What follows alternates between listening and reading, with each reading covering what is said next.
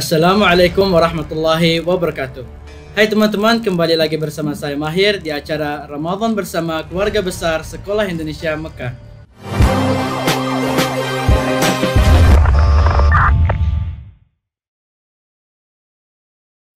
Nah, talk show kali ini lain dari yang lainnya loh, karena tamu istimewa kita adalah Bapak Atas Pendidikan dan Kebudayaan KBRI Riyadh, Masya Allah, yaitu Bapak Ahmad Ubaidillah.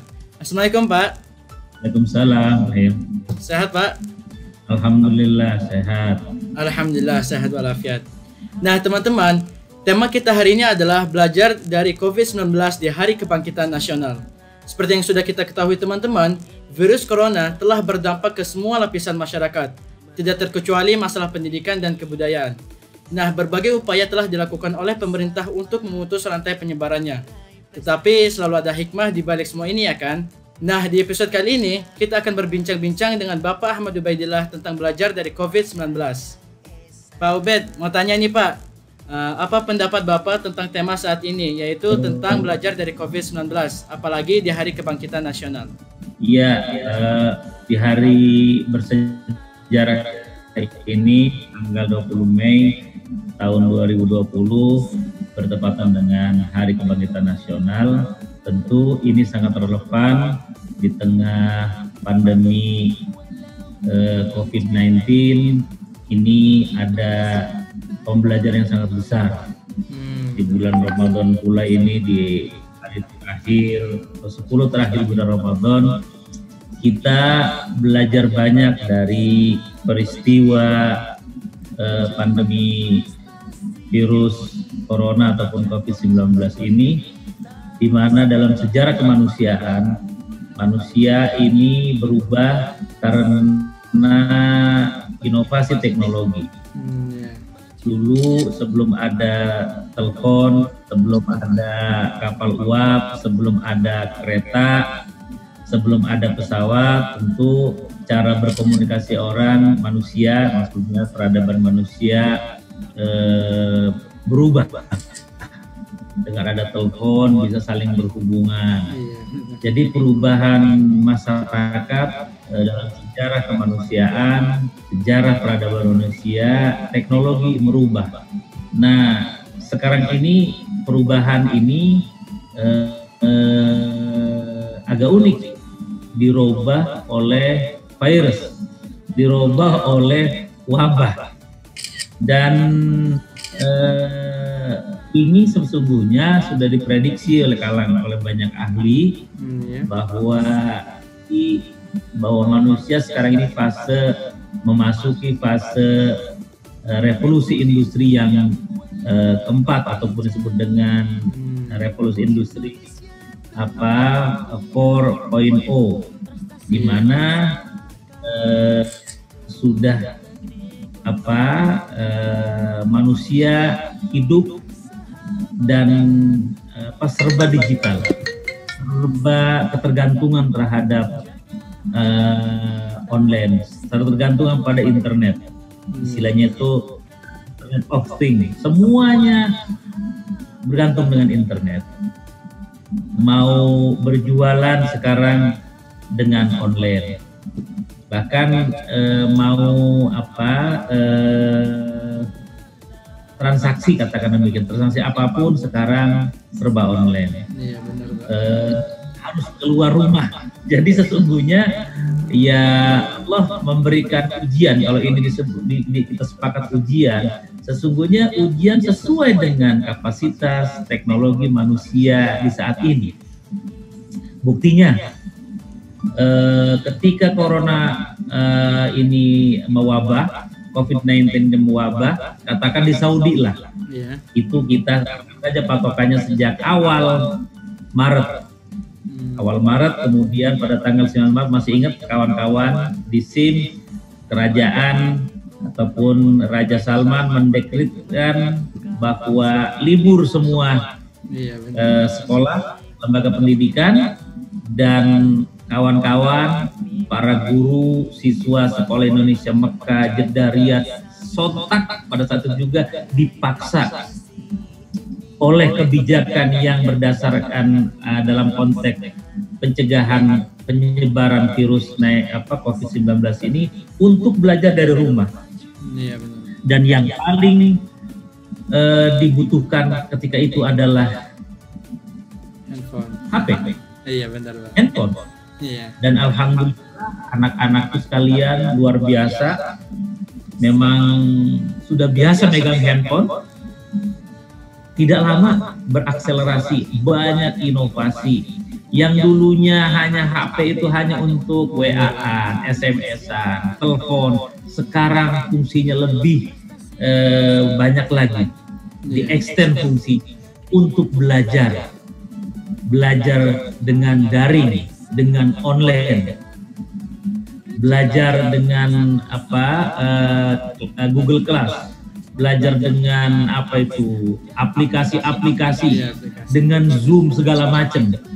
Dan itu bayangkan seandainya wabah ini terjadi katakan 30 tahun sebelumnya, tidak bisa dibayangkan. Jadi penyebaran virus ini luar biasa masifnya. Generasi sekarang ini sudah memiliki kecanggihan teknologi sehingga HP atau online itu juga menjadi salah satu solusi manusia generasi milenial, anak-anakku sekalian bisa beradaptasi belajar dari rumah, tidak harus libur belajar, tapi hanya pindah tempatnya saja dari rumah dan menggunakan fasilitas atau aplikasi digital yang itu tersedia. Jadi Allah kalau memberi ujian itu memang sesuai dengan teknologi era teknologi umatnya yang diuji itu.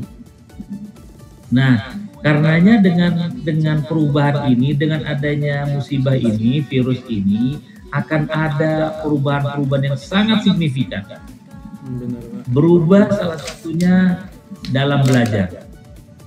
Belajar sekarang, kalau kemarin hanya guru dengan murid saja, sekarang guru, murid, dan orang tua dengan fasilitas online. Bayangkan, ibu bapak kita nemanin kita belajar juga.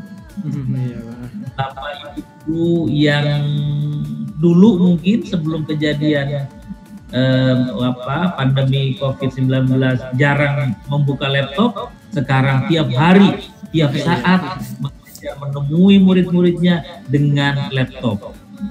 Artinya apa? Betul dari para pakar, Internet of Things, semuanya istilahnya bergantung dengan fasilitas teknologi ataupun internet. Nah ini, jadi kita sebenarnya dengan adanya COVID-19 ini dipercepat akselerasinya untuk memasuki dunia digital. Dari TK, bayangkan, sampai SMA, sampai kuliah. Nah ini menarik. Nanti ada perubahan juga Bunda dalam belajar, di mana belajar bisa dari manapun, dengan siapapun. Kawan-kawan kalau gurunya tidak sempat, mungkin ada halangan, bisa belajar dengan siapapun, dari manapun. Dari manapun itu harus di sekolah, bisa sambil olahraga, bisa di atas gunung, bisa di lembah, bisa di kebun, bisa. Jadi pada akhirnya pertemuan fisik itu bisa berkurang dan itu difasilitasi oleh internet. Kalau kita asal ada pulsa bisa belajar. Iya. Yang penting pulsa. Inilah yang baru. Inilah dunia kita yang sesungguhnya kita sudah memasuki dunia seperti ini. Jadi saya berpikir positif, adanya COVID-19 ini justru ada hikmahnya. Kita dipercepat untuk memasuki era serba digital itu. Dan saya yakin anak-anakku sudah sangat siap, bahkan lebih canggih dari kami yang sudah tidak muda lagi menurut saya, tidak belia lagi. Ini salah satu hikmahnya. Ya tentu tetap kangen dengan suasana kelas, kangen dengan suasana guru-guru bercanda langsung tatap muka. Insya Allah mudah-mudahan kalaupun nanti segera selesai, COVID-19 ini, wabah ini selesai, itu kawan-kawan bisa bertemu, dan tapi saya yakin tidak akan meninggalkan pola belajar dengan digital ini. Iya benar Pak. Jadi itu baru belajar. Apalagi yang berubah, cara kita beragama. Nanti yang paling tepat itu nanti Idul Fitri, halal bihalal, silaturahmi. Kalau masih wabah masih berlangsung, silaturahmi nanti ketemu dengan aplikasi Zoom, aplikasi macam-macam lah. Iya benar. Dengan nenek yang ada di juga bisa bertemu. Iya. Bisa bertemu. COVID-19 memberi pelajaran kepada kita. Kalau sekarang mungkin baru guru, dosen, mahasiswa, siswa, tapi nanti pas setelah Idul Fitri, saudara-saudara kita yang statusnya mungkin bukan pelajar, bukan orang kantoran, mau tidak mau bersilaturahmi harus mengaplikasikan fasilitas digital yang ada di HP. Ini sebuah pembelajaran yang luar biasa dari COVID-19. Tentu negatifnya ada, tapi kita berpikir yang positif saja. Ini kita bisa mengambil dari peristiwa ini. Berarti teknologi ini membuka mata kita Pak, bahwa penting bekal teknologi untuk kehidupan kita ya Pak? Sangat penting. Dan sekarang saatnya Indonesia bangkit, teknologi harus ke depan. Teknologi harus menjadi boleh dikatakan kompasnya. Ke depan Indonesia maju harus dengan teknologi. Tanpa teknologi kita akan menjadi bangsa yang kalah. Tapi dengan penguasaan teknologi, bangsa kita akan menjadi bangsa pemenang. Gitu. Terus Pak, kan lagi di masa pandemik seperti ini, semua kebijakan dan semua aktivitas itu diwajibkan dilakukan di rumah, seperti work from home ataupun learning from home. Dan menurut Bapak, apakah efektif pembelajaran secara virtual ini? Karena sebenarnya banyak sekali teman-teman di Indonesia maupun di sini yang sulit dengan akses internet. Atau mungkin ada solusi lain yang Bapak bisa berikan? Iya, sebenarnya kalau bicara efektif dan lebih murah sebenarnya. Lebih murah, terutama tidak ada jajan karena memang dari rumah. Kemudian kalau rapat-rapat juga tentu tidak ada konsumsi, tentu lebih efektif sesungguhnya. Tidak terlalu makan kertas. Benar, ya kan? Masalahnya di kita masih gap. Ada yang masyarakat yang sudah katakan yang mempunyai akses, katakan masyarakat yang berpunya, yang pulsa tidak ada masalah, teknologi tidak masalah. Banyak saudara kita juga yang masih hidup berkekurangan. Ini gap teknologi, gap income, akhirnya menimbulkan gap teknologi. Tapi sejalan dengan semakin murahnya nanti internet, semakin murahnya alat komunikasi, ini gap ini akan berkurang sehingga lebih efektif.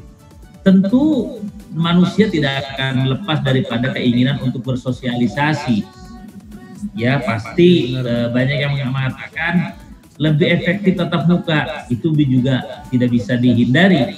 Namun dalam situasi seperti ini ternyata ada normalitas baru, kenormalan yang baru. Sekarang kita sudah terbiasa dengan fasilitas itu. Kemudian apa harapan Bapak untuk ketiga sekolah ya di SLN di Arab Saudi, seperti Sekolah Indonesia Riyadh, Sekolah Indonesia Jeddah, dan Sekolah Indonesia Mekah dalam keadaan pandemi seperti ini? Iya, saya berharap tetap semangat kawan-kawan, tetap saling bersilaturahmi, dan bisa mungkin kita saling menyapa, juga menjaga solidaritas. Solidaritas ini saling mengingatkan dan tetap taat kepada aturan protokol kesehatan. Ya, Pak. Ada kesadaran dengan COVID-19 ini bahwa ternyata sehat itu luar biasa, nikmat yang luar biasa yang Allah berikan pada kita. Ini norma baru juga, kenormalan baru juga. Kita sekarang harus cuci tangan dengan sabun. Jadi benar, an-nadhafatu minal iman itu sekarang terasanya. Benar. tidak sesuai dengan ajaran agama kita kan. Iya, Pak. Jaga lagi-lagi harapan saya berinovasi. Saya yakin dan sudah dibuktikan oleh para guru, para murid Sekolah Indonesia Mekah, Sekolah Indonesia Jeddah, Sekolah Indonesia Riyadh, berinovasi dengan aplikasi dengan cara pembelajaran daring ini. Jadi harus tetap semangat, saling mengingatkan, saling mengikuti protokol kesehatan. Kalau keluar rumah selama pandemi ini, keluar ruangan, keluar rumah pakai masker, jaga jarak. Setelah itu, setelah pulang ataupun kalau kita katakan mau makan sampai rumah, cuci tangan dengan sabun di air yang mengalir. Insya Allah kalau kita berikhtiar selalu sehat, insya Allah kita terhindar dari kekhawatiran dan terhindar dari penyebaran penularan COVID-19 ini. Iya, baik, Pak. Jadi intinya yang Bapak harapkan yaitu inovasi harus tetap menjadi garis terdepan ya, Pak. Baik, lanjut ke soal berikutnya. Apa tanggapan Bapak untuk para guru yang sangat berjuang dan semangat dalam mengajar dengan metode daring ini, Pak? Sampai-sampai ada guru yang double job. Bagaimana tanggapan Bapak terhadap guru-guru tersebut, Pak? Bagaimana double job? Gimana maksudnya? Ada guru gimana? Ada guru yang double job dalam pembelajaran di masa pandemi seperti ini dengan metode daring. Karena ada yang mengajar siswa-siswanya dan juga sekaligus menemani belajar anaknya sendiri ya, Pak. Bagaimana menurut Bapak terhadap mereka? Ya, saya menanggapinya itu sesuatu yang luar biasa. Kewajiban sebagai pendidik dijalankan, kewajiban sebagai orang tua juga dilaksanakan. Saya sangat mengapresiasi kepada para guru di tengah suasana sulit seperti ini masih melaksanakan kewajibannya sebagai pendidik, dan ini tidak mudah. Ini betul-betul saya sangat respect pada guru dalam menjalankan tugasnya sebagai pendidik, dan itu insya Allah ada manfaatnya, memotivasi murid-muridnya untuk tetap belajar. Jangan sampai gara-gara COVID kita nggak belajar, tetap belajar. Lagi-lagi perlu kita saling menyemangati. Saya membayangkan ini generasi yang mengalami COVID-19 adalah generasi Indonesia yang sangat tangguh. Masya Allah. Nah, terakhir nih, Pak, apa pesan Bapak untuk Bapak dan Ibu guru kami, Pak? Untuk Bapak dan Ibu guru Sekolah Indonesia Mekah. Ya, kepada para guru, para tenaga pendidik, tendik di Sekolah Indonesia Mekah agar kompak, itu yang penting. Kompak dalam sama-sama memajukan pendidikan, proses belajar mengajar di Sekolah Indonesia Mekah, yang bisa, yang terampil mengajari yang belum bisa. Yang belum jangan malu bertanya kepada yang bisa. Karena suasana seperti ini hanya satu kata yang harus kita pegang, gotong royong sebagai karakter bangsa Indonesia. Kalau gotong royong ini menjadikan falsafah hidup kita, gotong royong ini sebagai komitmen kita bermasyarakat, insya Allah Indonesia akan menjadi pemenang dalam menghadapi COVID-19 ini. Jadi kuncinya harus kompak ya antara Bapak dan Ibu guru Sekolah Indonesia Mekah. Baik, wah. Jangan orang tua juga. Ya, orang tua harus satu juga ya, Pak. Iya. Betul. Wah, Masya Allah, senang sekali ya teman-teman bisa ngobrol langsung dengan Bapak Ubaidillah selaku Atasé Pendidikan dan Kebudayaan KBRI Riyadh yang sekaligus membina Sekolah Indonesia Luar Negeri yang ada di Arab Saudi, yaitu Sekolah Indonesia Mekah, Sekolah Indonesia Jeddah, dan Sekolah Indonesia Riyadh. Semoga apa yang Bapak lakukan untuk kemajuan SLN Arab Saudi ini dapat dibalas oleh Allah Subhanahu wa taala dengan berkah yang luar biasa. Amin amin ya rabbal alamin. Baik teman-teman, di sini dulu talk show kita bersama Bapak Ahmad Ubaidillah. Semoga apa yang beliau sampaikan membuat kita tambah semangat lagi dan tidak pantang mundur. Walaupun keadaan seperti ini, kita harus tetap belajar, berkreasi, dan berinovasi. Hidup SLN Arab Saudi. Terima kasih banyak Pak atas waktunya. Ya, sama-sama. Semangat terus. Ya, Assalamualaikum warahmatullahi wabarakatuh. Waalaikumsalam warahmatullahi wabarakatuh. Baik teman-teman, sampai jumpa lagi di waktu yang akan datang dengan tema talk show yang berikutnya ya. Dan jangan lupa kita akan ada program baru loh yang akan dipandu oleh Izzuddin dan Afnan di bulan Juni yang akan datang. Pokoknya jangan lupa like, comment, share, dan subscribe video-video SIM TV Official. Sampai jumpa. Wassalamualaikum warahmatullahi wabarakatuh. Sampai jumpa teman-teman.